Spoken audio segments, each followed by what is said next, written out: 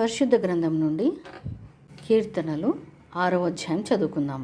మహాకృపగల దేవ, నీ వాక్యం ద్వారా మమ్మల్ని అందరిని బలపరచుమని వేడుకుంటూ యేసయ్య పరిశుద్ధ నామం అడిగి వేడుకుంటున్నాం మా తండ్రి, ఆమెన్. పరిశుద్ధ గ్రంథం నుండి కీర్తనలు 6వ అధ్యాయం చదువుకుందాం. యెహోవా, నీ కోపం చేత నన్ను గద్దింపకము, నీ ఉగ్రతతో నన్ను శిక్షింపకము. యెహోవా, నేను కృషించి ఉన్నాను, నన్ను కరుణించుము. యెహోవా, నా ఎముకలు అదరుచున్నవి, నన్ను బాగు చేయుము. నా ప్రాణము బహుగా అదరుచున్నది. యెహోవా, నీవు ఎంతవరకు కరుణింపకయుందువు?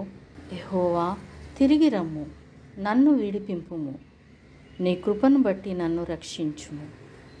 మరణమైన వారికి నిన్ను గూర్చిన జ్ఞాపకం లేదు. పాతాళంలో ఎవరు నీకు కృతజ్ఞతాస్తుతులు చెల్లించుదురు? నేను మూలుగుచూ అలసి ఉన్నాను.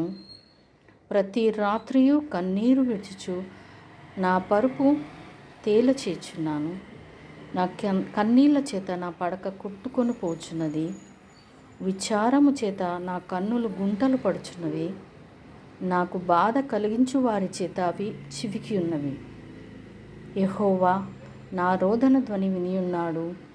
పాపం చేయువారులారా, మీరందరూ నా యొద్ద నుండి తొలగిపోడి.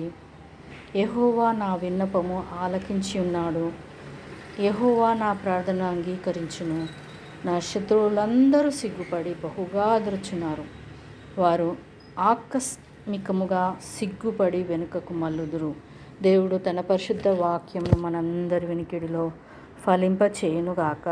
ఆమెన్.